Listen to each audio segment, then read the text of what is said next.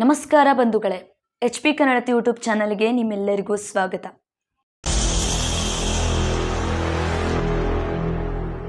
Max ಹತ್ರ ಮಾತಾಡ್ತಾ ಇದ್ದೀರಾ? Maximum silence.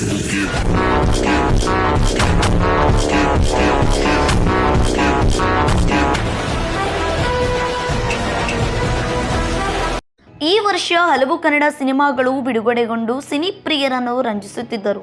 ಡಿಸೆಂಬರ್ನಲ್ಲಿ ಬಿಡುಗಡೆಯಾದ UI ಮತ್ತು ಮ್ಯಾಕ್ಸ್ ಜಾಸ್ತಿ ಅನ್ನಷ್ಟು ಬಸ್ಸು ಸದ್ದು ಮಾಡಿವೆ. ಬ್ಲಾಕ್ ಆಫೀಸ್ ಕಲೆಕ್ಷನಲ್ಲೂ ಮುಂಚೂಣಿಯಲ್ಲಿವೆ.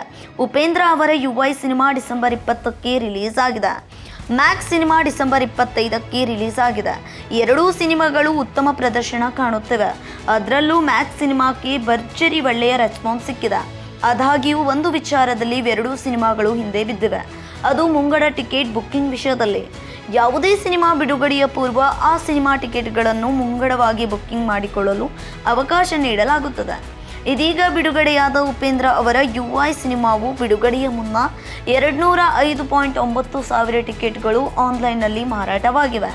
ಮ್ಯಾಕ್ಸ್ ಸಿನಿಮಾದ 108.71 ಸಾವಿರ ಟಿಕೆಟ್ಗಳು ಅಡ್ವಾನ್ಸ್ ಬುಕ್ಕಿಂಗ್ ಆಗಿದ್ದವು. ಆದರೆ ಈ ವಿಚಾರದಲ್ಲಿ ಅದೊಂದು ಸಿನಿಮಾ ಸೃಷ್ಟಿಸಿರುವ ದಾಖಲೆಯನ್ನು ಮುರಿಯಲು ಸಾಧ್ಯವಾಗಿಲ್ಲ.